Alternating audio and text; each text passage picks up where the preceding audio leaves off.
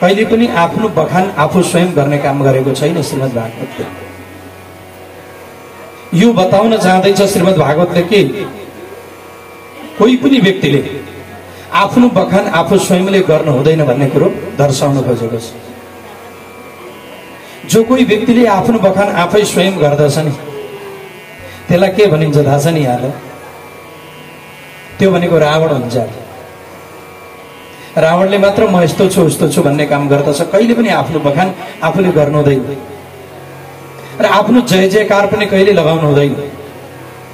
म ठुलो हुँ, म बडो हुँ भनेर जय जयकार जसले लगाउँदछ त्यो सकियो, छिटै सकिन्छ। र कसैलाई सिद्ध्याउनु छ छिटै भने पनि त्यही काम गर्नु पर्यो। अरे हजुर यस्तो ठुलो त को छ र यो संसारमा, हजुर महान हुनुहुन्छ, आमै कति ठुलो नि हजुर त भनेर फुर्क्याउँदै फुर्क्याउँदै लग्यो भने छाती फुल्छ, अहङ्कारका कारणले गर्दा छिटै मर्छ। कसैलाई धेरै बचाउनु छ भने के गर्नुपर्छ?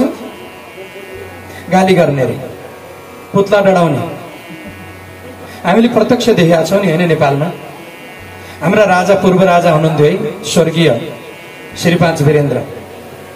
के भन्थ्यौं? पुष 14 आएको छैन कि श्री 5 वीरेन्द्र चिरायु रहन्, श्री 5 ऐश्वर्या चिरायु रहन् भनेर हामी बरुक उफ्रिन्थ्यौं, नारा लगाउँदै हिँड्थ्यौं नि होइन? हामी पनि साना साना बच्चा थियौं, त्यति बेला हिँड्ने काम गर्दथ्यौं। तर के भयो आखिरमा? पूर्ण उमेरै पाउनु भएन, उहाँले छिटै जानु पर्यो। त्यसैले जय जयकार लाउनु हुँदैन जिउँदो मान्छेको, उसको पुण्य क्षय भएर जान्छ।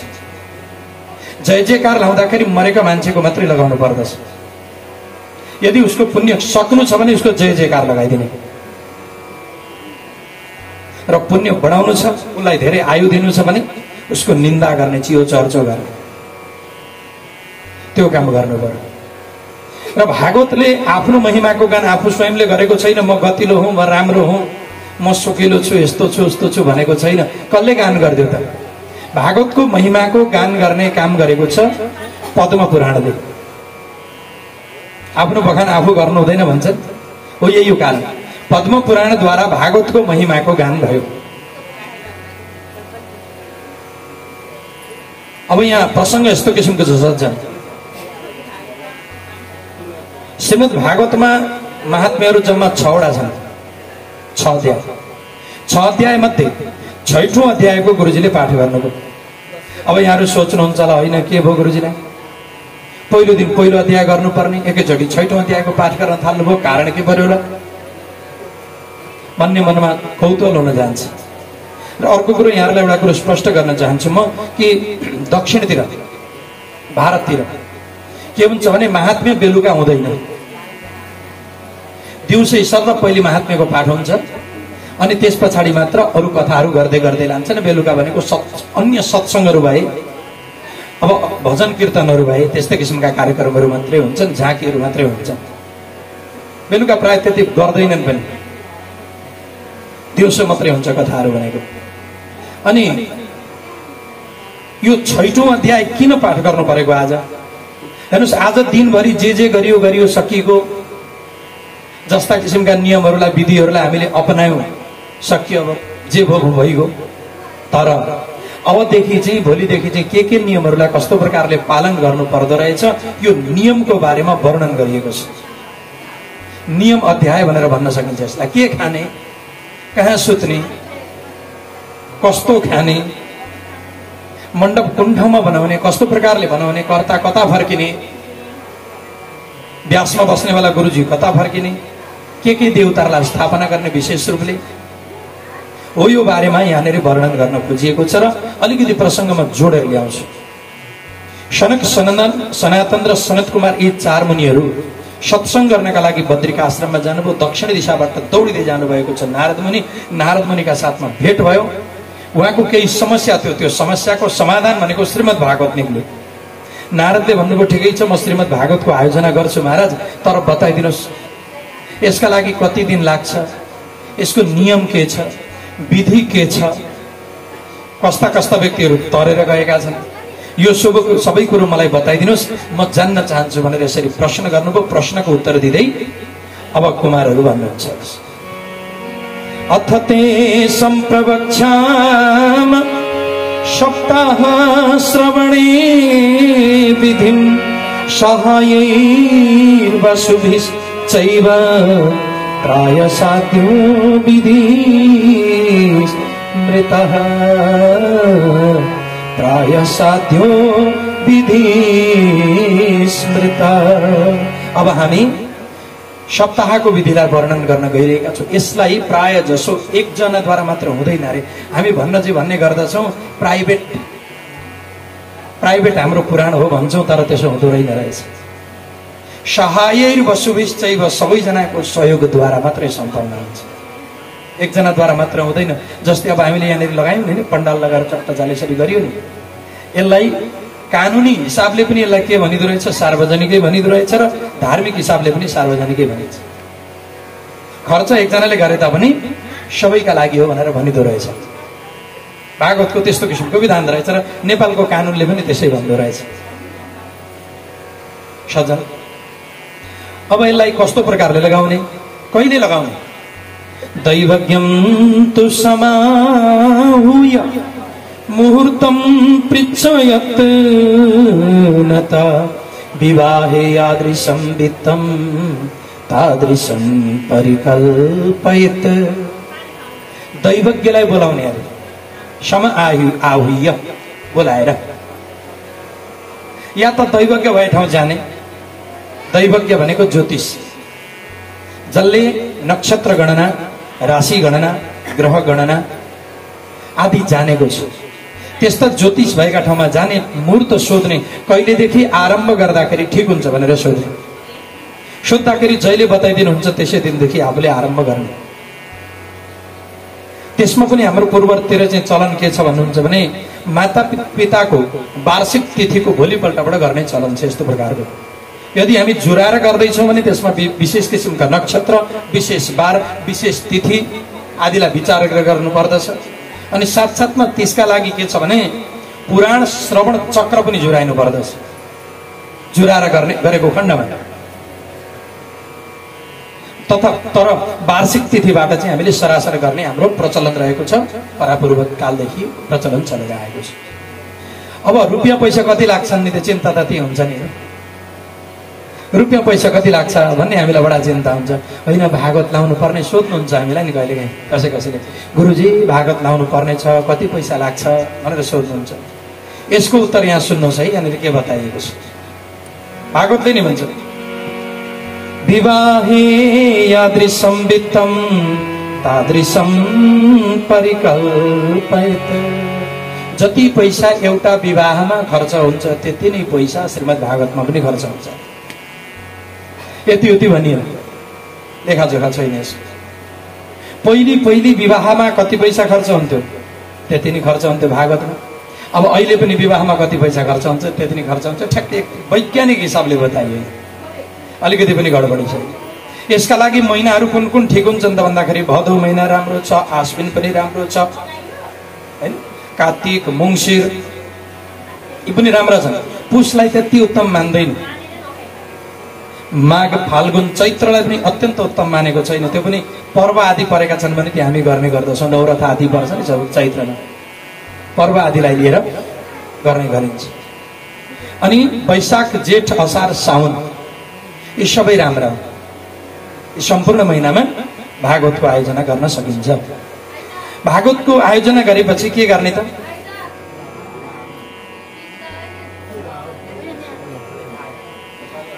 टाढा टाढा भएका सम्पूर्ण व्यक्तिहरूले टाढा टाढासम्म पत्र लेखेर पठाउनु पर्दछ। पत्र टाढा टाढा भएका देशे देशे तथा सेय वार्ता प्रेष्या प्रयत्नत भविष्यति कथा छात्र आगन्तव्यं कुटुम्बिभिः आगन्तव्यं कुटुम्बिभिः। टाढा टाढासम्मका व्यक्तिहरूलाई पत्र लेखेर पठाउने। अनि पत्रमा कसरी लेख्ने भने कुटुम्ब सहित आइदिनुहोस् न भनेर यसरी पत्र लेखेर पठाउनु पर्दछ। कुटुम्ब सहित, परिवार सहित सबैजना आइदिनु होला। अनि टाढा भएका हरिका कीर्तन गर्नेवाला व्यक्तिहरूलाई पनि बोलाउनु पर्यो। अच्युत कीर्तना स्त्रीहरूलाई भए अन्य पनि जति पनि व्यक्तिहरू छन् सम्पूर्ण व्यक्तिलाई बोलाउनु पर्दछ। जो विरक्त छन्, वैष्णवहरू छन्, कीर्तनका उत्सुक व्यक्तिहरू छन् तिनीहरूलाई पत्र लेखेर पठाउने। पत्र लेख्दा के लेख्ने पत्रमा? सतम समाजो भविता सप्तरात्रम सुदुर्लभ अपूर्वा रसरूपैव कथा चात्र भविष्यति कथा चात्र भविष्यति। महाराज शताम समाजो भविता शताम सज्जनानाम समाजो भविता समागमो भविता सप्तरात्रम सुदुर्लभ 7 दिनसम्म चल्ने किसिमको अत्यन्त दुर्लभ किसिमको कथाको आयोजना गरिएको छ। अपूर्व रसरूपैव अपूर्व पहिले पनि कहिले पनि भएको थिएन, पछि होला कि नहोला त्यस्तो किसिमको रसरूपद्वारा युक्त किसिमको कथाको आयोजना गरिएको छ। कृपा गरेर आइदिनुहोस् भनेर पत्र लेखेर पठाउनु पर्दछ। जो कोही व्यक्ति भागवत रूपी अमृत, भागवत रूपी पीयूष भनेको अमृत, जो व्यक्ति भागवत रूपी अमृतलाई पिउनका लागि जो लालायित छ, चाहन्छ, त्यस्तो किसिमको व्यक्ति दौडिँदै दौडिँदै आउँछ। शीघ्रम आयात प्रेम तत्पराः, छिटो छिटो गरेर आउँछ, प्रेम तत्पर भएर प्रेमपूर्वक आउँछ, भक्तिपूर्वक आउँछ, छिटो छिटो आउने काम गर्दछ। अब मानिलिनुहोस् हामीसँग कहिलेकाहीँ समय हुँदैन, समय नभएको खण्डमा के गर्ने? होइन कथा सुन्न जानुपर्ने, के पो गर्ने, बडा अप्ठ्यारो हुन्छ। एक सत्र त सुनेर आउनुपर्छ होला, गइसकेपछि बसिसकेपछि के गर्नु? बिचमा उठेर हिँड्न पनि नमिल्ने भन्ने सन्दर्भको जुन शङ्का छ यसलाई पुरै काटेको छ महात्माले। के भन्छ महात्माले भने कि हामीसँग समय छैन भने पनि थोरै मात्र समय छ भने पनि थोरै समयका लागि भए पनि कथा सुन्न जान सकिन्छ। जस्तै गरुड पुराण सुन्नका लागि कोही कोही आउनुहुन्छ नि, होइन, मरिमर भएका बेला। होइन गरुड पुराण सुरु गरिसकेपछि त्यो छोडेर जान मिल्दैन अरे भन्नुहुन्छ कतै कतै। कथाका लागि त्यस्तो नियमै छैन। आफूसँग जति समय छ त्यति समय सुन्ने, समय छैन भने निक्लेर जाने, समय अनुसार सुन्नु पर्दछ। थोरै मात्रै समय छ भने पनि यहाँ के बताइयो भने नावकाश कदाचित चेन दिन मात्रम तथापितो। हामीसँग कथाका लागि समय छैन, थोरै मात्रै छ भने पनि त्यो भए पनि जाने। सज्जनको संगति, साधुको संगति थोरै मात्र गरियो भने पनि हाम्रो कल्याण हुन्छ, हाम्रो उद्धार भएर जान्छ। यो सन्दर्भमा एउटा कथा छ सज्जन, एउटा प्रसङ्ग रहेको छ, दृष्टान्त। एक ठाउँ एकजना गुरुजीले यसरी कथा गर्दै हुनुहुन्थ्यो। जाडो महिना थियो, प्रायः जसो हामी जाडो महिनामा कथा गर्छौँ, माघ महिना मङ्सिर महिना आदिमा गर्ने गर्दछौँ। अत्यन्त जाडो थियो, डकडक कमाउने किसिमको जाडो हुस्से लागेको थियो चारैपट्टि। कथा मजाले चलिरहेको थियो। चल्दै गरेका बेलामा दिउँसो पख 5औं दिनको कथा चल्दै रहेछ। 11 एकजना डाकु त्यहाँ टुप्लुक आइपुगेछ, जोर्नाले बन्दुक बोकेको छ। टुप्लुक त्यहाँ आइपुगे डाकु। डाकुले पलक पुलुक हेर्दाखेरि के देख्दछन् भने कि आमाहरूको संख्या प्रशस्त रहेछ। प्राय जसो कथामा आमाहरूको संख्या प्रशस्त हुन्छ। अनि त्यो देख्ने बित्तिकै डाकुले मनमनै विचार गर्न थाले, ए त्यहाँ माथि गुरुबाले केही भन्दै हुनुहुन्छ, त भनिसकेपछि म आफ्नो व्यवस्था गरौँला। ठ्याङ्ग पार एकचोटि बन्दुक पड्काएर लु निकाल तिमीहरूका गरगहना भनेपछि कसो ननिकाल्दा राम्रो, अवश्य निकाल्छ। डर देखाएर भए पनि म लुटेर लान्छु, लगभग 10-15 तोलाको व्यवस्था हुन्छ होला भन्ने भएछ उनका मनमा। अनि कथा सुन्न थाले। कथा सुन्दै जाँदाखेरि गुरुजीले बडा मिठा किसिमका कथा गर्नुभयो। भन्नुहुन्छ गुरुजीले व्यास आसनबाट, आहा भगवान श्रीकृष्ण गाई चराउनका लागि भनेर जानुभएको छ वृन्दावनमा। वृन्दावनमा गाई चराउन जाँदाखेरि बडा सुन्दर किसिमको स्वरूप छ कृष्णको। सुनको मुकुट लगाउनु भएको छ, सुनैको हार छ, सुनैका बाजुबन्द छन्, सुनैको करधनी लगाउनु भएको छ, सुनैका कल्लीहरू लगाउनु भएको छ, सुनैका चुराहरू लगाउनु भएको छ, हातमा मुरली पनि सुनैको छ, पीताम्बर धारण गर्नुभएको छ। कति राम्रो स्वरूप छ। कसैले यदि कृष्णलाई यसो हेरिदियो भने, नजर जुदाइदियो भने उसलाई मोहिनी पनि लगाइदिनुहुन्छ कृष्णले। त्यस्तो किसिमको स्वरूप रहेको छ भगवान श्रीकृष्णको भनेर खुब मजाले गुरुजीले भन्दै हुनुहुन्थ्यो। गाईका पछि पछि कृष्ण हिँड्दै हुनुहुन्छ, कृष्णका पछि पछि बलरामजी महाराज पनि हिँड्दै हुनुहुन्छ। बलरामजी महाराजको पनि त्यस्तै छ श्रृङ्गार। मात्र बलरामजी महाराजले हातमा बाँसुरी लिनु भएको छैन, तर कृष्णको जस्तै सम्पूर्ण श्रृङ्गार रहेको छ। भनेपछि डाकुले मन फेरेछ, उनले मन बदले। मनमा के भयो, ए म त यहाँ त बिचरा आमाहरूलाई लुट्न आइरहेको थिएँ भएर पनि कति होला र, त्यही 10-15 तोला होला, व्यवस्था भइहाल्यो भने पनि त्यो पनि नहुन सक्छ। आजकल त सुनिया छ सबै नक्कली लाएर पनि हिँड्न थालेका छन् अरे भन्ने भएछ उसका मनमा। आजकल त त्यस्तो हुन्छ नि, यसो देखाउनु पर्यो भने त्यो छड्के तिलरी हो कि के लाउँदो रहेछ नि, भरे म त होइन कति पो धनी रहेछ न मान्छे भनेर विचार गर्दै गएको त 1500 मा आउँदो रहेछ त्यो छड्के तिलरी, यसो हेर्दाखेरि ठ्याक्कै उस्तै त्यस्तो रहेछ। अनि रानीहार हो कि राजाहार भन्ने पनि पाइँदो रहेछ ठ्याक्कै त्यस्तै, बडा विचित्र हाल बा नकली पो हो कि भन्ने उनका मनमा भयो। अनि मनमा नै विचार गर्न थाले गुरुजीले भनेको कुरो साँचो हो कि होइन। गुरुजीले कथा सक्नुहुन्छ, सकेपछि मात्रै म अब लाग्नु पर्यो गुरुजीलाई सोध्नु पर्यो त्यो कृष्ण बस्छन् कहाँ, कसरी जाने, कसरी पुग्ने त्यहाँ, लुट्दाखेरि गतिले ठाउँमा लुटौँ न, एक ठाउँ लुटिसकेपछि कम्तीमा मेरो काम त होस् भन्ने भएछ ती भक्तका मनमा। र गुरुजीले कथा गरुन्जेलसम्म प्रतीक्षा गरिरहे। जस्तो गुरुजीले कथा बन्द गर्नुभयो सक्छ त्यहाँबाट तिलकपाती गरिसकेपछि पुग्नु भएको छ आफ्ना प्रकोष्ठमा, कोठामा गएर बस्नुभयो। जस्तो त्यहाँ बस्नु भएको छ कि डाकु पनि बिस्तारै बिस्तारै आउन थाले। त्यो जोर्नाले बन्दुकको पछाडिपट्टिको भाग हुन्छ नि त्यसलाई ठक ठक गर्दै आउन थाले। गुरुजी हलमल्लमा पर्नुभयो, को मान्छे ठक ठक गर्दै आउँदैछ। यसो पुलुक हेर्नु भएको त यति मोटा मोटा जुगा भएको, फेटा कालो लगाएको छ, कालै लुगा लगाएको छ, यहाँदेखि यहाँसम्म माथि कालै किसिमको टिका लगाएको छ। हेर्दै डरलाग्दो किसिमको डर लागेछ गुरुजीलाई पनि, डराउनु भएछ। नजिकै आयो अनि भन्न थाल्यो गुरुजी प्रणाम, अलिक कडा आवाजले। गुरुजीले भन्नुभयो हजुर सज्जन आउनुहोस् आउनुहोस्, प्रणाम प्रणाम, भन्नुहोस् के कति कारणले गर्दा पाल्नु भएको थियो होला, मेरो लायक सेवा केही छ भने भन्नुहोस्, विराजमान होइबक्स्योस् हजुर। डाकु फटा मान्छेलाई तपाईँको मखन पालिस गर्नै पर्यो, के गर्छ नि के थाहा, खतरा लगेर विराजमान गराउनु भयो। अनि त्यसै बेलामा भन्नुहुन्छ हजुर के कति कारणले गर्दा आउनुभएको थियो भन्दा डाकुले भन्न थाले महाराज एउटा कुरो हजुरसँग म सोध्छु है भनेछ डाकुले। भन्नुहोस् न, अघि तपाईँले त्यो व्यासासनमाथि बसेर ती भोला भाला जनताहरूलाई एउटा कुरो भन्दै हुनुहुन्थ्यो कि भगवान श्रीकृष्ण छन्, मुकुट लगाएका छन्, सुनको हार छ, सुनको बाजु बन्द छ आदि भन्दै हुनुहुन्थ्यो, सुनको चट्ट परेको बाँसुरी पनि छ भन्नुभयो। भनेपछि एउटा कुरो भन्नुहोस् त, तपाईँसँग मेरो एउटा प्रश्न के पक्का हो त भन्दा पक्का हो भन्नुभयो गुरुजीले। के छ तपाईँसँग प्रमाण? भागवतजी प्रमाण, गर्ग संहिता प्रमाण, ब्रह्म पुराण प्रमाण, ब्रह्म वैवर्त पुराण प्रमाण, विष्णु पुराण प्रमाण, धेरै पुराणहरू प्रमाण छन्। यिनै पुराणहरू शास्त्रको प्रमाणका आधारमा म बोलिरहेको छु महाराज। भनेपछि लु भन्नुहोस् न त्यसो भए कहाँ हो एड्रेस, कसरी जाने? गुरुजीका मनमा के कुरो खेलेछ भने नि यो मान्छे यहाँबाट आज गयो भने भोलि पर्सि त म पनि कार्यक्रम सकिन्छ लागिहाल्छु घरतिर, खोजिरहोस् न भन्ने भएछ मनमा। अनि गुरुजीले भनिदिनु भयो लु तपाईँ यहाँबाट सिधै जानुहोस् मथुरा, रेलमा चढेर मथुरामा गएपछि त्यहाँ तागा पाइन्छन्। तागा भनेको बुझ्छौँ नि हामी, एक्का एउटै मात्र घोडाद्वारा चलाइने रथलाई भनिन्छ तागा। तागा पाइन्छन् अनि तागामा चढ्ने सर र जाने वृन्दावनमा पुगेपछि त्यहाँ गएर भन्नुपर्दछ निधिवन कहाँ पर्दछ भनेर। हर कोही व्यक्तिले भनिदिन्छन् तिनीहरू भगवान श्रीकृष्ण भेट्नुहुन्छ, लु जानुहोस् तपाईँ भनेपछि उनी बडा खुसी भए लागे, सिधै गए ट्रेनमा, ठक्क चढे रेलमा, बन्दुक देखाउने बित्तिकै छोड्दैछन् सिट, हडप्प गरेर बसे।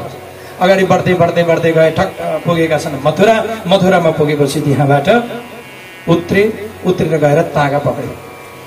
तागाबाट बिस्तारै बिस्तारै बिस्तारै वृन्दावन पुगे। सोधे कसैलाई हजुर यहाँ निधिवन कता पर्छ भनेपछि सबैले बताइदियो, त्यही हो निधिवन भनेर देखाए।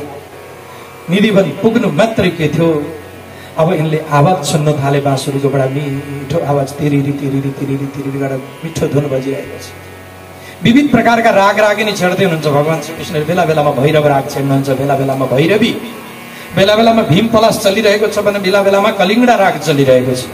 यस्ता अलग अलग किसिमका राग रागिनीहरू छेड्दै छेड्दै भगवान श्रीकृष्ण र बलरामजी महाराज गाई चराउनका लागि अगाडि बढ्दै बढ्दै आउँदै हुनुहुन्थ्यो। जब देख्नुभयो गुरुजीले, ती डाकुले देखेपछि अति खुसी भएका छन्। कृष्ण र बलराम यिनै हुन् पक्का पनि भन्ने भयो मनमा।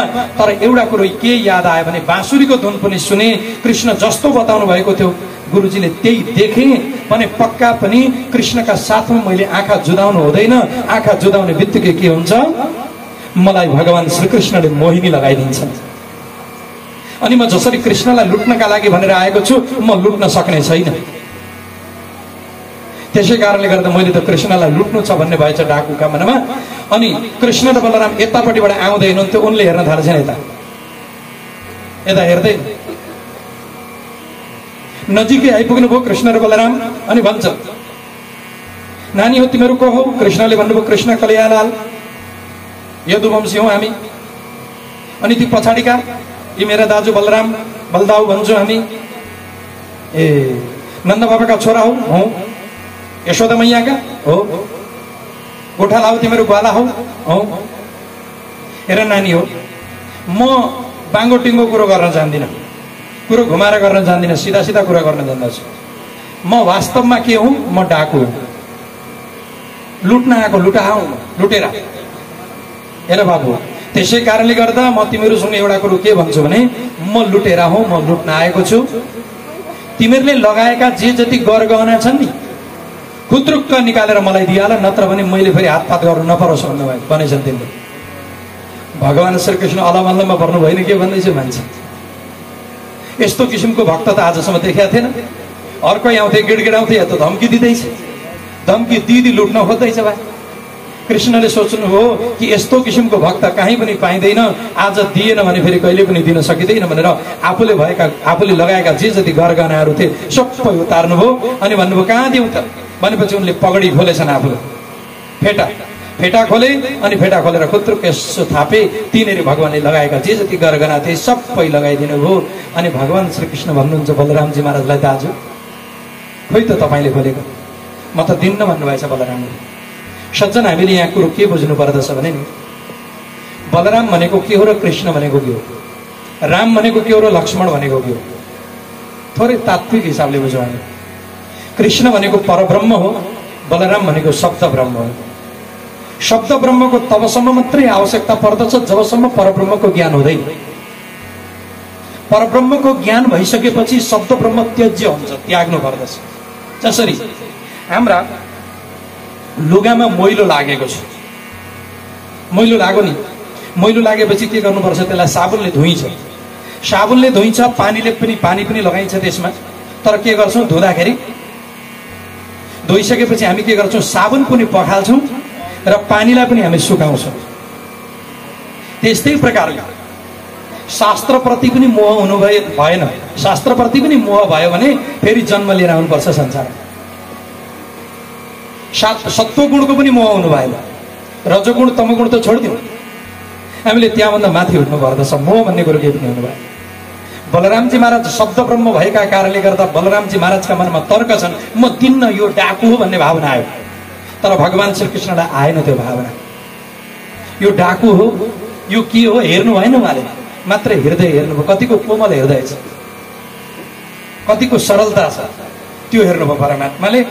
अनि दाजुलाई भन्नुहुन्छ, दाजु तपाईँका तर्क तपाईँसँग राख्नुहोस्, अहिले दिइहाल्नुहोस् त मेरो आज्ञा भनेपछि दिनु पर्यो नि।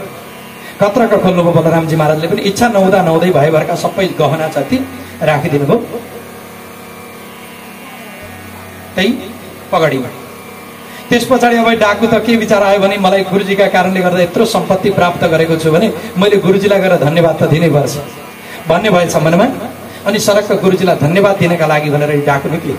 सज्जन, के छ भने नि, हामी प्रति कसैको उपकार छ भने हामीले उपकारको बदला अपकारद्वारा गर्ने होइन। तर समाजमा यस्तो किसिमको भइरहेको छ कि कसैप्रति उपकार गरेको छ भने त्यसले के गर्दछ? अन्तिममा गएर अपकार गर्छ। र एउटा कुरो यहाँहरूलाई म भन्न चाहन्छु, हामीले कहीँ शत्रु बनाउनु छ र शत्रु छैनन् भने कसैलाई पैसा दिएर हेर्नु होला, शत्रु भइहाल्छ। शत्रु खोज्न टाढा जानु पर्दैन। पैसा माग्ने बेलामा कसरी आउँछ त्यो? आफ्नो अनुभवको पनि कुरो हो र यी सबैका अनुभवका कुरा हो। पैसा माग्ने बेलामा आउँछौ म्याउ म्याउ गर्दै, म दिइहाल्छु नि, 15 दिनमा दिन्छु, 20 दिनमा दिन्छु, 25 दिनमा, 30 दिनमा दिन्छु भन्छ। अनि दिने बेलामा चाहिँ आफूले कति धाउनु पर्छ 20 दिन, 25 दिन, 30 दिन धाउँदा पनि दिँदैन। यो स्थिति हुन्छ सजन। त्यो किसिमको स्थिति हुनु भएन। उही शत्रु बनिदिन्छ। यो मोबाइल ठाउँ आउँछ, योसँग राम्रो व्यवहार गरौँ भने बार बार आउँछ, त्यसैले नराम्रो व्यवहार गर्नुपर्छ भनेर नराम्रो व्यवहार सुरु गरिदिइहाल्छ। त्यस्तो कहिले पनि हुनु हुँदैन। त्यो मान्छे के मानिन्छ? कृतज्ञ मानिन्छ, कृतज्ञताको हनन गर्नेवाला मानिन्छ। कसैले हामी माथि कृपा गरेको छ, तर त्यसको उपकारका बदलामा अपकार गरियो भने कृतज्ञताको हनन हुन्छ, कृतज्ञ बन्दछ। त्यो कृतज्ञता उसले प्रकट गर्दै यही जानेर यी डाकुले विचार गरे, जुन गुरुजीका कारणले गर्दा आज यत्रो सम्पत्ति मैले प्राप्त गरेँ भने मैले अवश्य मेरो जानु पर्दछ र गुरुजीलाई गएर धन्यवाद दिनु पर्दछ भन्ने विचार गर्दै सरक्क गुरुजी भएकातिर लागे। जहाँ कथा गर्दै हुनुहुन्थ्यो गुरुजी त व्यासमा बसेर बडा मजाले कथा गरिरहनु भएको थियो। पर आएर गेटकै छेउमा उभिएछन्। त्यो जोर्नाले बन्दुक यसो लगाएका छन्, आफ्ना चिउडामा लगाएर पुरुक्क यत्रो आँखाले हेर्दैछन् गुरुजीतिर। गुरुजीका मनमा के भयो भने यो मान्छे पक्का पनि वृन्दावन गयो, कृष्णलाई यसले भेटेन, अब मेरो निधो छैन भन्ने भएछ गुरुजीका मनमा। म ढाँटुवा साबित हुन्छु भन्ने भयो मनमा। गुरुजी डराउन थाल्नुभयो मनमा नै। जाडो महिना हुँदै पनि खलखली पसिना आएछ। मान्छे धेरै डराएपछि के हुन्छ, पसिना आउँछ। खलखली पसिना आए, मेरो मृत्यु नै हुन्छ, म मरेरै जान्छु भन्ने भएछ। डर मारे अत्यन्त खलखली पसिना आएका छन्। अनि गुरुजी अत्तालिनु भएको छ सज्जन। त्यसै बेलामा गुरुजीले जसो तसो गरेर आफ्नो कथा त पूर्ण गर्नुभयो, आफ्नो कोठामा गएर बस्नुभयो। यतापट्टिबाट यी डाकु बिस्तारै बिस्तारै अगाडि बढ्दै जान्छन् गुरुजी भएकातिर। त्यही अघिको जुन जोर्नाले बन्दुक छ त्यही ठक ठक पार्दै भित्र प्रवेश गर्दै जाँदाखेरि जस्तो जस्तो त्यो जोर्नाले बन्दुकको ठक्क आउँछ त्यस्तै मुटु धक्क गर्न थाल्यो। मुटुको के हुन्छ, त्यो एक प्रकारको वेग छ नि, त्यो बढ्न थालेछ। हार्टबिट बढ्न थाल्यो। उता ठक्क गर्छ, यता धक्क गर्छ, ठक्क धक्क ठक्क धक्क ठक्क धक्क ठक्क धक्क चल्दै गयो। अतालिनु भयो गुरुजी त अब के गर्ने, मार्ने भयो यसले भन्ने भयो, डराउनु भयो। तर नजिक आइसक्ने बित्तिकै आए अनि लम्पसार परेर उनले दण्डवत प्रणाम गरेका छन्। सज्जन हामी पनि दण्डवत प्रणाम गर्छौँ नि, होइन? दण्डवत प्रणाम गर्ने अधिकार छोरा मान्छेलाई मात्रै छ अरे, छोरी मान्छेलाई छैन। छोरी मान्छेले चाहिँ प्रणाम गर्दाखेरि घुँडा टेकेर मात्रै गर्नुपर्छ। छोरा मान्छेले गर्दा ट्याप्प सुतेर गर्नुपर्छ। भगवान्लाई जहिले पनि हामी ढोक्छौँ भने सुतेर लम्बसार परेर ढोक्नु पर्दछ, तर छोरी मान्छेले चाहिँ घुँडा टेकेर मात्रै ढोक्नु पर्दछ। यो नियम रहेको छ। दण्डवत प्रणाम गर्छन्, गुरुजीलाई भन्छन् गुरुदेव म माथि हजुरले ठुलो कृपा गर्नुभयो। गुरुजी छक्क पर्नुभयो, होइन हजुर मैले के कृपा गरेर, हजुरले जस्तो भन्नुभएको थियो त्यस्तै किसिमको भगवान्को दर्शन गरेर आएँ अनि भगवान्लाई लुटेर पनि आएँ भनेछ। होइन के भन्छ हो तिमी, यतिन्जेल भइसक्यो मैले खुब प्रयत्न गरेको, यत्रो वर्षसम्म बिहानै जुरुक उठ्छु, नुहाइधुवाइ गर्छु, अनि नाक थुन्छु, अनुलोम विलोम आदि खुब मजाले प्राणायाम आदि गर्छु, अनि बिहानै उठेर हातमा माला लिएर मजाले जप गर्ने काम गर्दछु, खुब साधना गरिरहेको छु, बेला मौकामा हवन आदि गर्छु आफ्ना लागि। अझैसम्म पनि मैले परमात्मालाई भेट्न सकेको छुइनँ, तिमीले यति छिटै भेट्छौ, नचाहिँदो कुरो गर्छौ, ढाँट्नका लागि अरू कोही भेट्यौ न, तिमीले मलाई मात्र देख्यौ भन्नुभएछ गुरुजीले। त्यति बेला उनी भन्छन् कि होइन होइन गुरुदेव, हजुरलाई पत्यार लाग्दैन भने हेर्नुहोस् भनेर उनले आफूले लगाएको जुन पगडी थियो, पगडी यसो देखाएछन्। पगडीमा पोको पारेका थिए नि त, त्यो पोको यसो देखाउँदाखेरि गुरुजीले जस्तो किसिमको परिकल्पना गर्नुभएको थियो त्यस्तै किसिमका गहनाहरू ठ्याक्कै देखेपछि अब गुरुजीका आँखाबाट आँसु आउन थाले। गहभरि आँसु भाइ, मनमनै विचार गर्नुहुन्छ, हेर यत्रो वर्ष भयो तै भगवान्लाई प्राप्त गर्दछु कि भनेर अकिञ्चन भावनाद्वारा कथा गरिरहेको छु। भगवान्ले कुनै न कुनै दिन मलाई दर्शन दिनुहुन्छ कि भनेर अकिञ्चन भावनाद्वारा साधनाहरू गरिरहेको छु। आजसम्म भगवान्को दर्शन गर्न सकेको छैन, तर यो डाकुले एउटै मात्र उपदेशका कारणले गर्दा डाकुले भगवान्को दर्शन गरेर आयो। म पनि भगवान्को दर्शन गर्न सक्थेँ कि भन्ने मनमा भएछ। अनि भन्नुभयो डाकुसँग, बाबु के मलाई पनि एकचोटि भगवान्को तिमी दर्शन गराउन सक्छौ भनेपछि डाकु बडा फुर्के किसिमको थियो, सोझो थियो। उसले भन्यो गुरुजी यो त मेरो बायाँ हातको खेल हो, हिँड्नुहोस् मेरा साथ। विलम्ब नगरिकन त्यसै बेलामा डाकुका साथमा लाग्नुभयो गुरुजी पनि। टक्क निधिवनमा पुग्नुभयो। निधिवनमा पुगिसकेपछि परबाट बाँसुरीको आवाज आउन थाल्यो, बडा मिठो धुन आयो, धुन बज्न थाल्यो, धुन सुन्न थाले। डाकुले सुनिरहेका छन् तर गुरुजीले सुन्नु भएको छैन। मस्त धुन सुने डाकुले, तर गुरुजीले सुन्नु भएन। अनि डाकु भन्छन् गुरुदेव सुन्नुभयो धुन? मैले सुनिनँ। अलिक नजिकै आउनुभयो कृष्ण र बलराम, पिताम्बरधारी नीलाम्बरधारी दुवैजना आउनुभयो। नजिकै आउँदाखेरि भन्छन् कि गुरुदेव देख्नुभयो कृष्ण अगाडि अगाडि ठुमो ठुमो हिँड्दै हिँड्दै आउँदै हुनुहुन्छ, बलराम पछि पछि आउँदै हुनुहुन्छ, देख्नुभयो त भन्दा मैले देखिनँ। हेर्नुहोस् सज्जन, भगवान्को दर्शन भनेको कस्तो हो? भगवानको दर्शन भनेको कृपा साध्य हो, साधन साध्य होइन। म पुस्तक पढेर म साधना गरेर परमात्मालाई प्राप्त गर्छु भनेर चाहिँ अठोट गरियो, घमण्ड गरियो भने त्यसले कहिले पनि परमात्मालाई प्राप्त गर्न सक्दैन। त्यो अहंकार गर्नु हुँदैन। भगवानलाई प्राप्त गर्नका लागि मात्र यति हो कि भगवानको कृपा हुनु पर्यो, भगवानको शरणागत हुनु पर्यो। भगवानका शरणमा गइसकेपछि अनि म केही जान्दिनँ, मसँग केही ज्ञान छैन प्रभु, म सानो बालक हुँ, हजुरले जता डोर्याउनुहुन्छ म त्यतै जान्छु भनेर आफूले भगवानसँग आर्त भाव स्वीकार गरियो भने परमात्माले अवश्य हामीलाई अपनाउनुहुन्छ र आफ्नो सुष्ठु दर्शन पनि दिनुहुन्छ। आज यही भएको छ। गुरुले दर्शन पाउनु भएन, चेलाले दर्शन पाए। अनि अन्तिममा आइसकेपछि उनले बिर्सेछन् कि कृष्णका साथमा आँखा जुदाउनु हुँदैन भन्ने कुरो बिर्से। नजिकै कृष्ण र बलराम आउनुभयो। भगवान श्री कृष्णले जस्तो डाकुलाई देख्नुभयो, डाकुले पनि भगवानलाई यसो हेरे, आँखा दुवैजनाका जुधे। अब डाकुका हृदयमा परब्रह्म परमात्मा भगवान श्री कृष्णले प्रेम रस सट्ट प्रविष्ट गराइदिनु भयो। परम प्रेमी बनेका छन् डाकु, परम भक्त बनेका छन्। अनि के भन्छन् भने भगवानसँग, हे भगवान एउटा काम हजुरले गरिदिनु पर्यो। कस्तो काम भन्दाखेरि एउटा काम यस्तो किसिमको हजुरले गरिदिनुहोस् कि मेरा गुरुदेवका कारणले गर्दा मैले आज हजुरको दर्शन पाएँ भने कृपा गरेर मेरा गुरुदेवलाई पनि त हजुर दर्शनबाट वञ्चित नगरिदिनुहोस् न। एकचोटि त हजुरको मुखमण्डलको दर्शन गर्न पाउनुहोस् मेरा गुरुदेवले भनेपछि त्यसै बेला म परब्रह्म परमात्मा गुरुजीका लागि पनि प्रकट भइदिनु, दर्शन दिनुभयो। अनि त्यसै दिनदेखि एउटा भनाइ पनि चलेर आयो कि गुरु गुड़ रह गया और चेला चीनी हो गया। गुरु गुड़को गुड़ रहे अरे, चेला चाहिँ चिनी भयो अरे। प्राय जसो के हुन्छ भने गुरु भनेको मार्गदर्शक हुन्छ, बिचमा बसेको हुन्छ। एकजना रजनीश नाम गरेका आचार्य हुनुभएको छ, आचार्य रजनीश, विद्वान व्यक्ति, फिलोसोफर भनिन्छ जसलाई, दार्शनिक आचार्य रजनीश भनेर भनिन्छ। ओशो पनि भन्छन् कतै कतै। अब ती व्यक्तिले के भन्नुभएको छ भने सद्गुरु भनेको कस्तो अरे त भन्दा सद्गुरु भनेको सेतुको काम गर्दछ उसले। यो भवसागर रूपी नदी छ, नदीमा सेतुको काम गर्दछ। कस्तो देखिन्छ? आधा अङ्ग भगवानको जस्तो देखिन्छ अरे, आधा अङ्ग चाहिँ मान्छेको जस्तो। मान्छेले मनमा नै विचार गर्छ गुरुजी म जस्तै हुनुहुन्छ भन्छ, भगवानले सोच्नुहुन्छ कि यो म जस्तै छ। दुवैजनालाई सजिलो भयो नि त त्यति भएपछि, पार तर्न सरल भयो। यस्तो हुने गर्दछ प्राय जसो सज्जन कि गुरुले चेलालाई मार्गदर्शन गरेर भगवानको दर्शन गराउने गर्नुहुन्छ, तर यहाँ चाहिँ चेलाद्वारा गुरुले दर्शन पाउनुभयो। कारण के भयो? एकैछिन मात्र कथा सुनेकाले गर्दा। धेरै बेर कथा सुनिराख्नुपर्ने आवश्यकता छैन, तर त्यसलाई मनन चाहिँ राम्ररी गर्नु पर्यो, राम्रो प्रकारले बुझ्नु पर्यो त्यसलाई।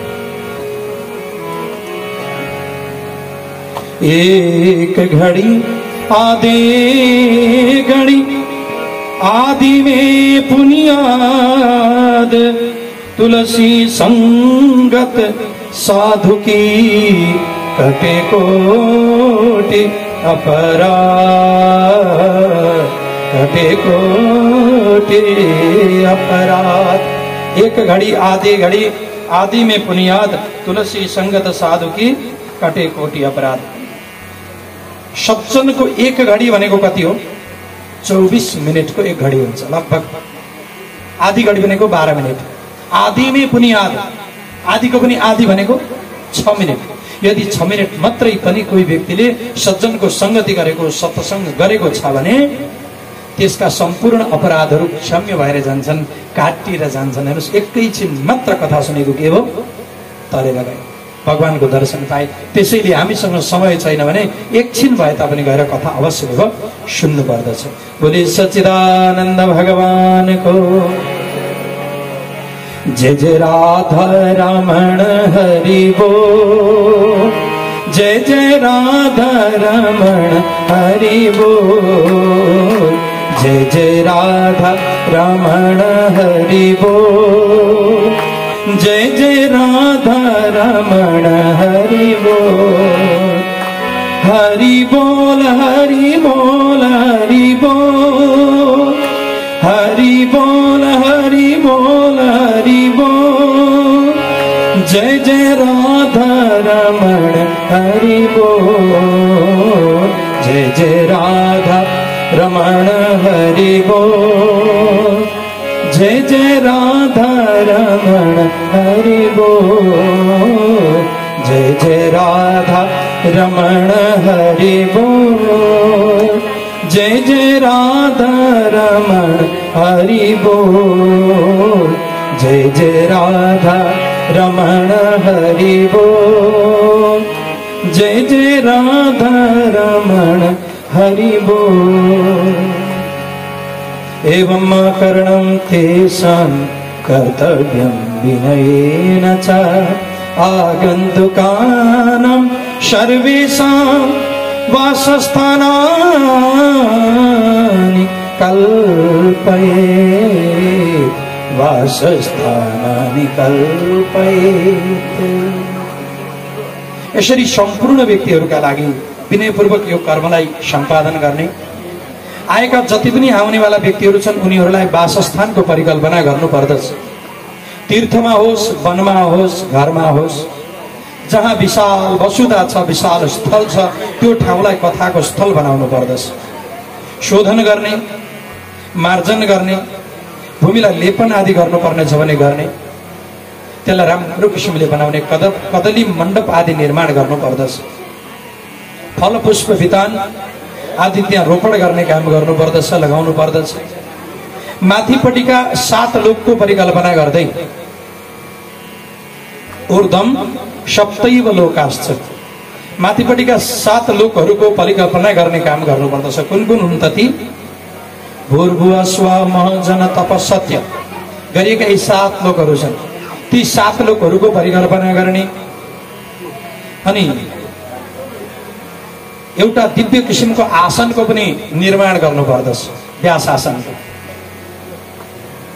यदि वक्ता उत्तरपट्टि फर्केर कथा गर्दैछन् भने मुख्य श्रोताले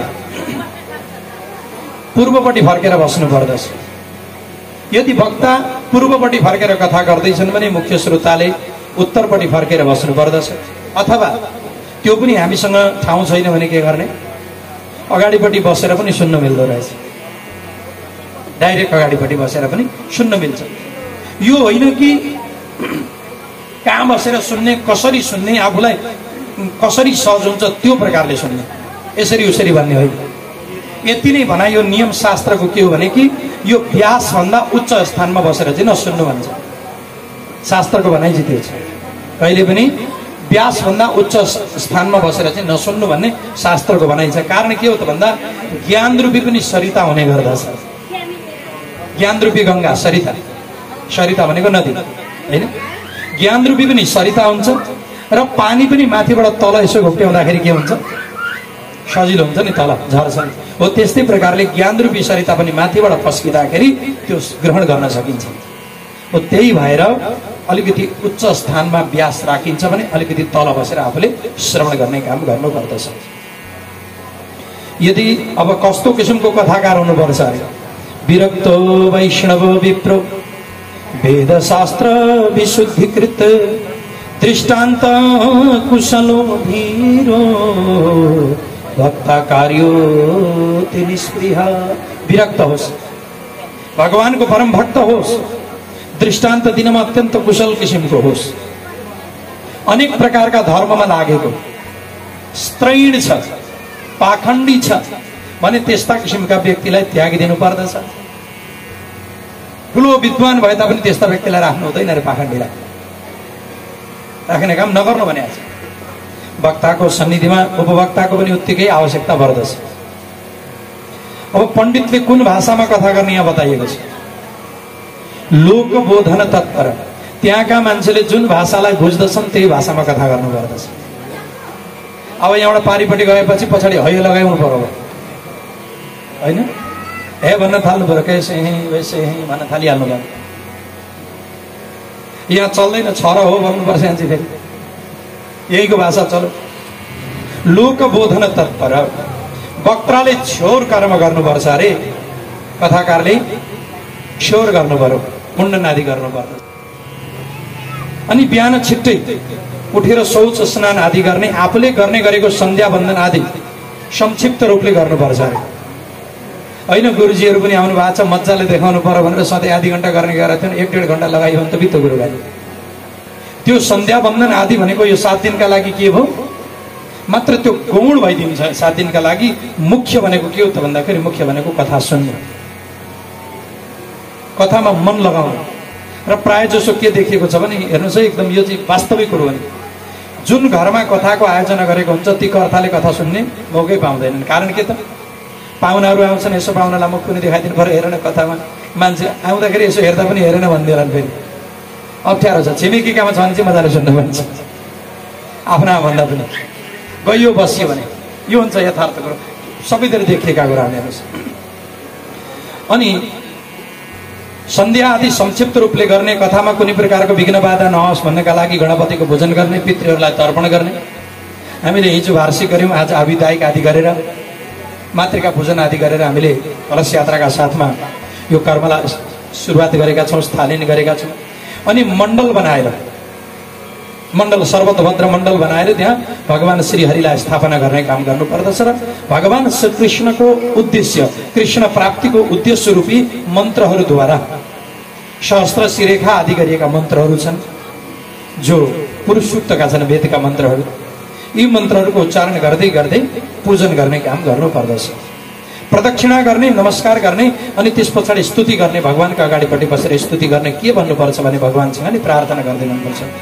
हे भगवान, संसार सागरे मग्नम दीनं मां करुणानिधे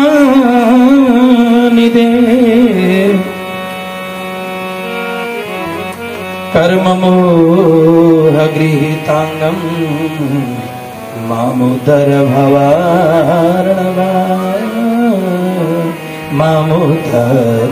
भवार्णवा। हे प्रभु, म यो संसार रूपी सागरमा डुबेको छु, दिन्छु भगवान। कर्म मोहमा म डुबेको छु, मलाई कृपा गरेर यहाँबाट उद्धार गरिदिनुहोस् भनेर प्रार्थना गर्नु। अनि श्रीमद् भागवतको पनि प्रार्थना गर्नुपर्दछ, पूजन गर्नुपर्दछ धूप दीप आदिद्वारा।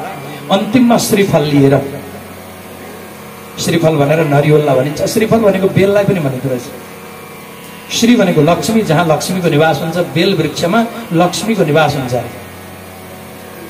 त्यसैले बेललाई पनि श्रीफल भनेर भन्ने गरिन्छ। नारियलको फल लिने अनि लिएर आफूले प्रार्थना गर्दै भन्नुपर्दछ प्रसन्न चित्त भएर। के भन्ने? श्रीमद्भागवताख्योऽयं प्रत्यक्ष कृष्ण एव हि स्वीकृतोऽसि मया नाथ मुक्त्यर्थं भवसागरे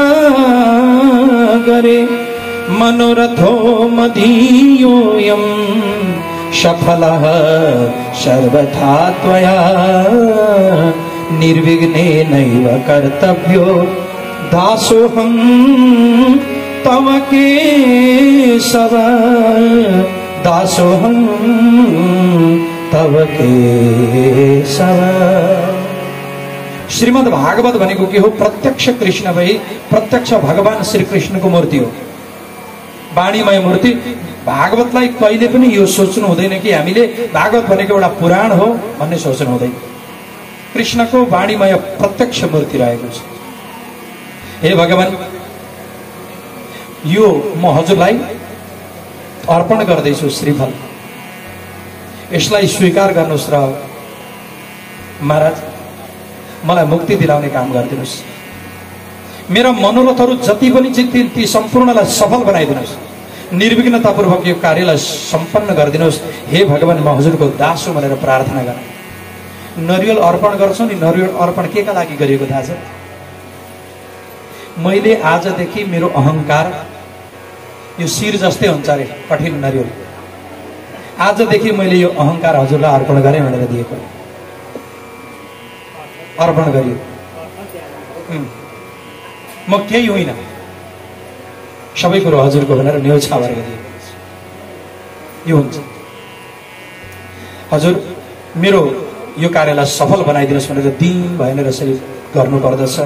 तत्पश्चात गएर वस्त्र आभूषण आदिद्वारा पूजन आदि गर्ने। अनि व्यासमा रहेका गुरुजीहरूलाई पनि वरण आदि गर्ने र प्रार्थना गर्दै के भन्नुपर्छ भने तपाईँ सुख स्वरूप हुनुहुन्छ, परम ज्ञानी हुनुहुन्छ, सबै शास्त्रमा कुशल हुनुहुन्छ, विशारद हुनुहुन्छ।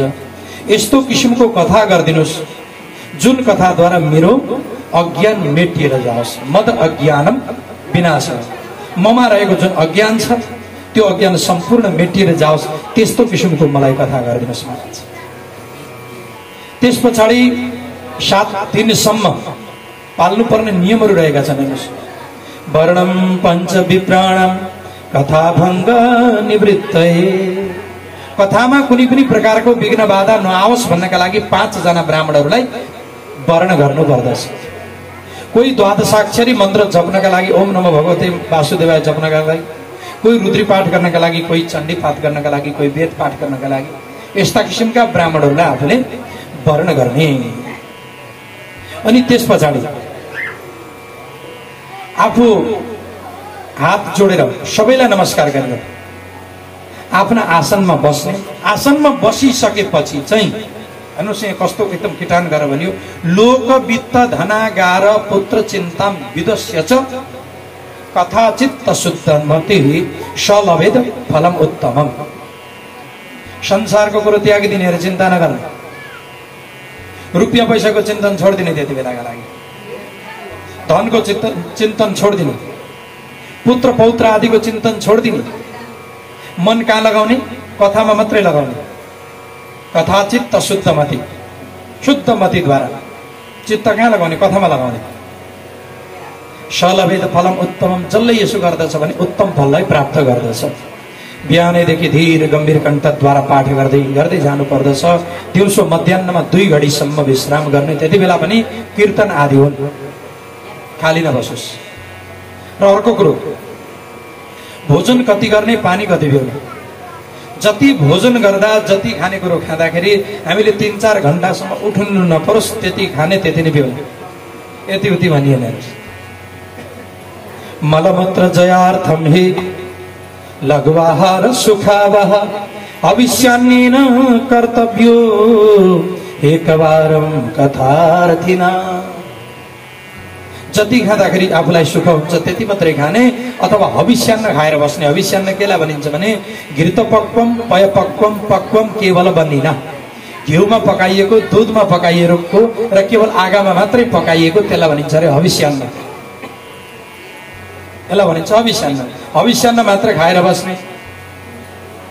एकचोटि होइन म कहाँ टेर्नेवाला छु र, पहाडको मान्छे त कहाँ टेर्छु, होइन 5 थरको मान्छे, इलामको मान्छे है, कहाँ टेर्नेवाला छु भन्ने भयो मनमा भने घिउ मात्रै खाएर पनि बस्न सकिन्छ अरे 7 दिनसम्म। अब घिउ त बसाउन गाह्रो होला भन्ने मान्छेले दुध मात्रै खाएर पनि बस्न सकियो। 7 दिनसम्म दुध मात्रै खाँदा पनि मलाई चल्छ भन्ने व्यक्तिले दुध मात्रै खाएर पनि बस्न सक्यो। घृतपानम पयपानम घृतावै शृणुयात् सुखम। होइन 7 दिन नखाइ पनि बस्छु भन्नाले नखाइ पनि बस्न सक्यो। जो कोही व्यक्तिले 7 दिनसम्म म नखाइकन पनि बाँच्न सक्छु, राम्ररी कथा सुन्छु, मेरो मन अन्त जाँदैन भन्नेवाला व्यक्तिले नखाइकन बसेर पनि कथालाई सुन्न सकिन्छ। अब यहाँ अर्को कुरो फेरि बताउँदै हुनुहुन्छ हेर्नुहोस्। अथवा त्यो पनि सकिँदैन भने फलाहार खाएर बस्ने, त्यो पनि सकिँदैन भने 1 समय भोजन गर्ने, त्यो पनि सकिँदैन भने 2 समय भोजन गर्ने। कसरी आफूलाई सुख हुन्छ, सजिलो कसरी हुन्छ? बिहान भोजन गरेको छैन, कुई कुई काग कराउन थाले भित्र। यहाँ त्यही भनेको छ हेर्नुहोस्, भोजनम तु वरम मन्ये कथा श्रवण कारकम नोपवास वरह प्रोक्त कथा विघ्न करोति। कथामा विघ्न बाधा आउँछ भने बरु भोजन टन्न नगरेर बस्ने र कथा सुन्ने, टन्न खाएर बस्ने। कारण के हुन्छ? यतापट्टि केही पनि खाएको छैन, दिउँसो 12 बज्नुभन्दा अगाडि नै कुई गर्न थाल्यो, पेट मुसा कराउन थाले, काग कराउन थाले। होइन गुरुजीले आज चाहिँ 11 बजे राखिदिँदाखेरि के जान्थ्यो होला गुरुजीको भन्ने नहोस्। आफूलाई कतिको आवश्यकता छ, के खानुपर्छ, आफ्ना शरीरले के माग्छ, तर अखाद्य चिज खानु भएन नि फेरि माग्छ भन्दै। मलाई त साह्रै चाउचाउ मनपर्छ, चाउचाउ खानु पर्यो भने चाउचाउ खान पाइँदैन, त्यतापट्टि जान पाइएन। पहिले बनेका चिउराहरू खान पाइएन। जुन चिज खाँदाखेरि अब हेर्नु सात्विक छन्, मन पनि विचलित हुँदैन, त्यस्ता किसिमका चिजहरू मात्र खाने काम गर्नु पर्दछ। उपवास नगर्नु अरे कथामा विघ्न बाधा आउँछ भने यस्तो प्रकारले सप्ताहको विधिलाई राम्रो प्रकारले हे नारद सुन्नुहोस् है। र उसले यदि त्यो व्यक्ति दीक्षित भएको छैन भने त्यसलाई कथा सुन्ने अधिकार छैन। यो बताइ बिहानै गुरुजीले के गर्नुभयो? आचमन गर्नुहोस्, हानि समात्नुहोस् भन्नु पनि। अनि के गर्नुभयो? न्यास गर्न लाउनु। र सुरुमै पहिले एउटा मन्त्र दिनुभएको छ, ओम नमो भगवते वासुदेवाय अथवा ओम क्लीं कृष्णाय गोविन्दाय गोपीजन वल्लभाय स्वाहा, यो मन्त्र दिनु। अब दैनिकी हामीले के गर्नु पर्यो भने बिहान उठेर सक्यो भने 108 चोटि जप्ने, त्यसलाई सकिएन भने 54 चोटि, सकिएन भने 27 चोटि त जप्नै पर्छ। कति बेर लाग्छ ओम नमो भगवते वासुदेवाय भन्न? कति बेर पनि लाग्दैन, एकैछिनमा सकिन्छ। प्रत्येक दिन जप्ने, दीक्षित भएर मात्र कथा सुन्न पाइन्छ। अब ब्रह्मचर्यको पालन गर्नु पर्यो। अधःसुक्ति भनेको तल भुइँमा सुत्ने, पत्रावल्याम च भोजनम, पत्रावली भनेको टपरीमा भोजन गर्ने अरे। कथा समाप्त भइसकेपछि दैनिकी भोजन गर्नु पर्दछ। कुर्यान् नित्यम कथावर्ती भुक्तिम च कुर्यान् नित्यम कथावर्ती, भोजन गर्ने काम गर्नु पर्दछ। दुई दल नखाने, दुई दल अन्नहरू हुन्छन् नि जुन, तिनीहरूलाई खानु हुँदैन। मधु भनेको मह पनि नखाने, तैलम भनेको तेल पनि नखाने। महमा कारण के हुन्छ भने नखानुको कारण यही हो कि मह काट्दाखेरि चाहे जतिसुकै हामी प्रयत्न गरौँ हत्या भएकै हुन्छ नि। जतिसुकै प्रयत्न गरौँ हत्या हुन्छ कि हुँदै हुन्छ नि, मह काट्दा भएकै हुन्छ। त्यसैले पनि नखाने। अनि अर्को पनि कारण छ, हेर्नुहोस्, त्यसलाई पचाउन कठिन छ, निकै पचाउन कठिन हुन्छ। हेर्नुहोस्, पचाउन कठिनमा 10 गुणाका हिसाबले चल्छन्। म भन्छु यहाँलाई श्लोकै, अन्नम 10 गुणम पिष्टम, पिष्टम 10 गुणम पय, पयम 10 गुणम मांसम, मांसम 10 गुणम मधु। हेर्नुहोस् है, पचाउन कति कठिन हुँदो रहेछ। के त भन्दा अन्न भनेको हामी भात खाने गर्दछौँ ओदन, भातलाई पचाउन जति ताकत लाग्दछ यो शरीरलाई त्यसको 10 गुणा ताकत लाग्छ अरे पिठो पचाउन। हामीले पनि त्यो हेरेकै होला, रोटी बाबर साबर बनाएको छ भने त्यो कति कठिन हुन्छ पचाउन, है निकै गाह्रो पर्छ। पिष्टम 10 गुणम पय, पिठो भन्दा पनि 10 गुणा धेरै ताकत लाग्छ अरे दुध पचाउन। पयम 10 गुणम मांसम, अब त्यो दुध भन्दा पनि पचाउन 10 गुणा ताकत लाग्छ अरे मांस।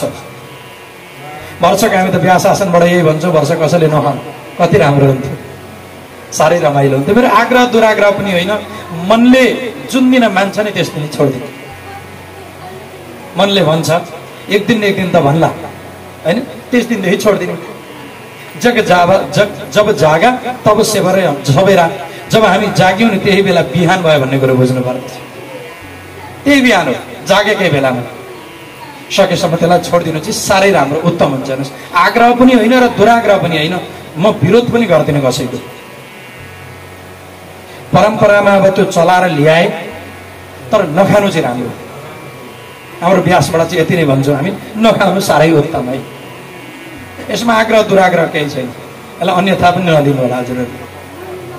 अब मांसम 10 गुणम मधु, मांस भने पनि मांस भन्दा पनि पचाउन अत्यन्त कठिन केला हुन्छ मधु भनेको मह। एक बुटुको मह खानुहोस् त, रिगटा चल्छ, भन्नै रिगटा चलाइदिन्छ असली मह खाइयो भने। त्यति गाह्रो हुन्छ, महलाई पचाउन गाह्रो छ। त्यसै कारणले गर्दा मधु तैलम छ, तेल आदि नखाने। गरिष्ठान्नम तथैव च, गरिष्ठ अन्न पनि नखाने, पचाउन गाह्रो हुने अन्न पनि नखाने। भाव दुष्टम, भावनाद्वारा त्यागिएको। यसो हेऱ्यो अनि हेरेपछि मन बिग्रिन्छ नि, यो त नखाउँ भने जस्तो हो, नखाइदिनु। भाव दुष्टम। पर्युषितम, पर्युषित भनेको कस्तोलाई भनिन्छ भने जस्तै हामीले मुला अलिअलि कुट्यौँ, यसो एक घाम सुकायौँ, त्यस पछाडि खाँद्यौँ, त्यसलाई 20-22 दिन पछाडि निकाल्यौँ, अमिलो लिन्छ नि है, अमिलो भएर निक्लिन्छ। त्यसलाई पनि चट्ट साना साना साना टुक्रा चाना चाना चाना पारियो, यसो एक घाम 1.5 घाम सुकाइयो, अनि सुकाएर ल्याएर चट्ट चाल्ने बयाममा है, अगाबारे खोर्सानी, अलिकति तेल, अनि उता तोरीहरू पिसेर चट्ट चाले मजाले बयाममा राख्यो। 5-7 दिन पछाडि यसो खोलेर हेर्दाखेरि कस्तो हुन्छ, हरहर आउँछ नि। एक महिना चामलको भात झन्डै जान्छ, तर त्यो खानु हुँदैन भने किनभने परुषित भनेको एक प्रकारको गन्ध आइरहेको छ, वासना आइरहेको छ। त्यस्तो चिज खानु भएन, पुरानो अचारहरू खानु हुँदैन। यही हो कुराहरू। पर्युषितम खानु भएन। जय नित्यम कथावृत्ति कामम क्रोधम मदम मानम मत्सरम लोभमेव च दम्भम मोहम तथा द्वेषम दूरयच्च कथाव्रति। काम, कामनालाई त्यागिदिने, क्रोध पटक्कै नरिसाउने। रिसाउने त कहिल्यै काम गर्नु हुँदैन अरे। हेर्नुहोस्, बताइन्छ कि शास्त्रमा भनिएको छ रिसा मान्छेले छोएको पानी पनि खानु हुँदैन। रिसाउने त कुरै छोडिदिनुहोस्, कहिल्यै रिसाउनु हुँदैन। एकचोटि भएछ के भन्नुहुन्छ भने बनारसमा नि एकजना बाबाजी स्नान गरेर आउँदै हुनुहुँदो रहेछ मुनिबाट। बनारसमा त सिँढी छन् धेरै, यहाँहरू बनारस जानुभएको छ भने काशीमा सिँढी छन्, निकै सिँढीबाट उत्रिँदै तल जानु भएको छ। माघे मकर सङ्क्रान्तिका दिन बिहानै झिसमिसे स्नान गरेर आउँदै हुनुहुँदो रहेछ। आउँदै गर्दाखेरि माथि चढ्दै गर्दा एकजना चाण्डालले छोइदिएछन् है। अँध्यारो त्यो देखेनन्, उनले पनि ठ्याक्कै टक्कर लागेछ। यसो निहालेर हेरेको त चाण्डाल पो छ। बाबाजीले गाली गर्न थाल्नुभयो, यति धेरै रिसाउनु भयो बाबाजी, तैँले मलाई छोइदिइस्, फेरि नुहाउन जानुपर्ने भयो, तैँले बर्बाद गरिस्। तेरा बा खराब, तेरी आमा खराब, तेरा हजुरबा खराब, सबै भनेर चाहिँ खुब गाली गरेछन्। त्यो गाली सुन्नु साँच्चै हामीले सुन्ने भने हाम्रा कान पाक्ने थियो। त्यति धेरै गाली गरे। दिक्क भए बिचरा, केही बोलेका छैनन्, बोल्न सकेका छैन ती चाण्डाल। चुप लागे अनि सरक्क आफू बाबाजी फेरि नुहाउन जानु पर्यो नि त, चाण्डालले छोइदियो। नुहाउन गए बाबाजी। बाबाजी नुहाउन गएका बेलामा यसो हेर्छन् त के देख्दछन् भने बाबाजीले पर्तिरपट्टि त्यो चाण्डाल पनि नुहाउँदैछ। बा छक्कै पर्नुभयो बाबाजीले। बाबाजीले सोध्नु, भाइ तँ किन नुहाएको? तैँले त जिन्दगीमा कहिले पनि नुहाउनु पर्दैन त मैले सुने अनुसार, आज किन नुहाउँदैछस्? आफ्नो नियमलाई भङ्ग गर्छस्? भनेपछि उसले भनेछ, महाराजजी कुरो सत्य हो, मैले नुहाउनु पर्दैन। मेरी आमाले मलाई के भन्नुभएको थियो भने कि हेर बाबु, तँलाई मैले न्वारानमा नुहाइदिइसकेकी छु, अब तैँले जिन्दगीमा कहिले पनि नुहाउनु पर्दैन है बाबु भनेर भन्नुभएको थियो। अनि किन नुहाएको त भन्दा एउटा कुरो अर्को पनि भन्नुभएको थियो। के भनेको थियो? कोही रिसा मान्छेले छोइदियो भने चाहिँ नुहाउनु भनेको थियो, त्यसैले नुहाएको भनेको थियो। त्यसै कारणले गर्दा रिसा मान्छेले छोयो भने पनि नुहाउनु पर्छ। रिसाउने त कुरै छोडिदिनु छैन। हेर्नुहोस्, अथवा झन्सार यो व्रतमा बसेका बेलामा त क्रोध देखाउनु भएन। मत भनेको घमण्ड, मान भनेको मलाई सबैले सलाम ठोकुन् भन्ने भावना राख्नु भएन। मात्सर्य भावना अर्काप्रति डाहा गर्नु भएन। लोभ पनि गर्नु हुँदैन रे। दम्भ, एक प्रकारको दम्बी हुन्छ नि व्यक्तिहरू, घमण्ड जस्तो, त्यो दम्भ पनि देखाउनु भएन। म केही हो भने जस्तो देखाउँछ हो, त्यो पनि देखाउनु भएन। दम्भ देखाउनु भएन, मोह गर्नु भएन, द्वेष गर्नु भएन। यी सबै कुराहरूलाई त्याग्नु पर्दछ। वेद वैष्णव विप्राणाम गुरु गोव्रतिनाम तथा स्त्री राजा महताम निन्दम वर्जयते कथाव्रति। वेदको निन्दा नगर्ने, वैष्णवहरूको निन्दा नगर्ने, गुरुको निन्दा नगर्ने, गाईको पनि निन्दा नगर्ने। स्त्री राजा महताम निन्दम, स्त्रीहरूको पनि निन्दा नगर्ने अरे। राज महताम भनेको नेताहरूको पनि निन्दा नगर्ने। जतिसुकै प्रयत्न गरे तापनि अब हेर्नुहोस्, नेताले म यो गरिदिन्छु त्यो गरिदिन्छु भने हुन्छ नि, सबै कुरो त पुर्याउन सक्दैन। अनि नभएपछि अलिकति वाणीद्वारा पाप भयो। यदि निन्दा कसैले गरे भने उसले गरेका जति पनि कर्महरू छन् नि ती आफूले भोग्नुपर्छ। त्यसै कारणले गर्दा निन्दा गर्नु हुँदैन। यी सबै कुरालाई त्याग्नु पर्दछ। सत्य साँचो बोल्नु पर्दछ, पवित्र रहनु पर्दछ, दयावान हुनु पर्दछ, मौन कम्ती बोल्ने, आर्ज भनेको सरलता, विनयवान हुनु पर्दछ, उदार मनवाला हुनु पर्दछ। जो दरिद्र छ, रोगी छ, भाग्यद्वारा हिँड्छ, पाप कर्ममा लागेको छ, जसका सन्तान छैनन्, मोक्षको इच्छा राख्दछ, त्यस्ता व्यक्तिले अवश्य यो कथालाई सुन्नु पर्दछ। अपुष्पा काकवन्ध्या च वन्ध्याया च मृतार्भका श्रवद गर्वाचया नारी कथा श्राव्या प्रयत्नत कथा श्राव्या प्रयत्नत। अपुष्पा, जसका सन्तान भएका छैनन्, काकवन्ध्या भनेको एउटा भएर अरू भएन, वन्ध्या या च मृतार्भका, या त जन्मिने बित्तिकै मरिहाल्ने काम गर्दछ। श्रवद गर्वाचया नारी, त्यस्ता नारीहरूले के गर्नु पर्दछ? अवश्यमेव, तब जन्मिने बित्तिकै मरिहाल्ने काम गर्दछन् भने अब ती नारीहरूले अथवा गर्भश्राप भइहाल्छ भने त्यस्ता नारीहरूले अवश्यमेव यो श्रीमद् भागवतलाई सुन्नु पर्दछ। यसरी विधिपूर्वक जो कोही व्यक्तिले श्रीमद् भागवतलाई श्रवण गर्दछ भने उसले करोडौं यज्ञ गरे बराबरको फललाई उसले प्राप्त गर्ने काम गर्दछ। र अन्तिम दिन यसको उद्यापन कसरी गर्ने? जन्माष्टमीको व्रतका बेलामा जस्तो प्रकारले गरिन्छ उत्सव आदि, त्यस्तै प्रकारले उत्सवका साथसाथमा उद्यापन गर्नु पर्दछ। त्यहाँ आएका जति पनि भक्तजनहरू छन् ती सबैलाई तुलसी माला आदि दिने।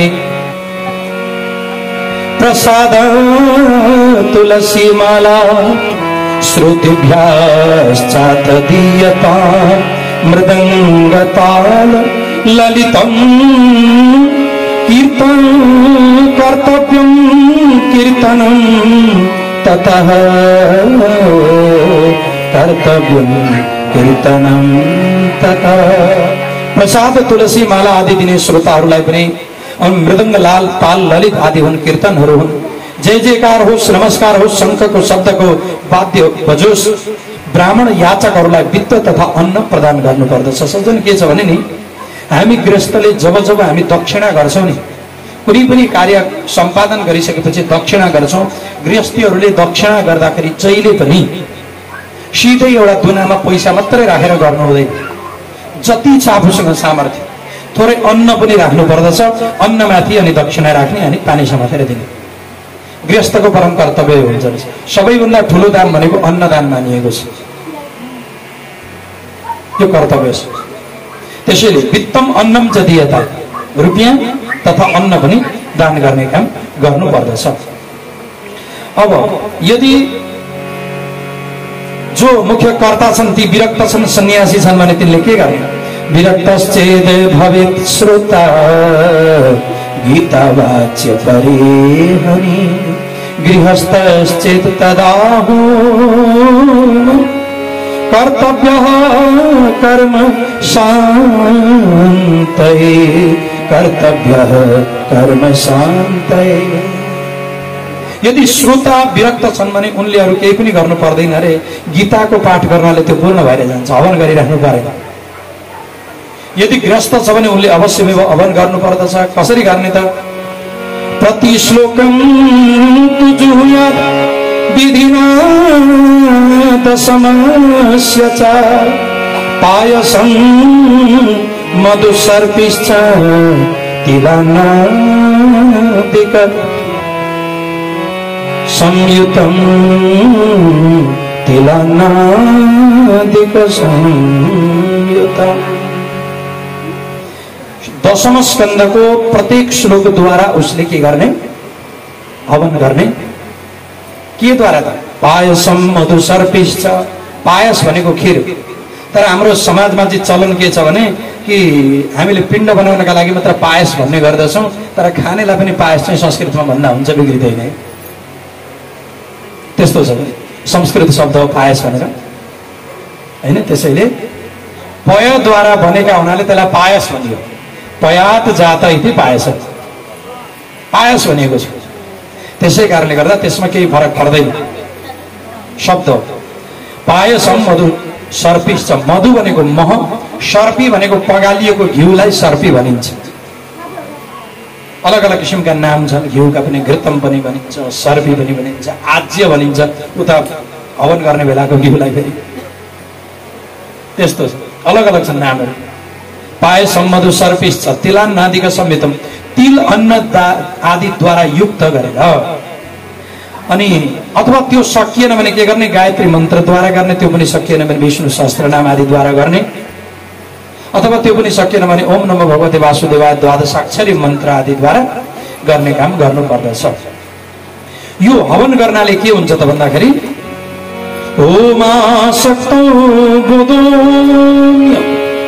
दद्यात् तत् फल सिद्धै नाना छिद्र निरोधार्थम न्यूनताधिकतायो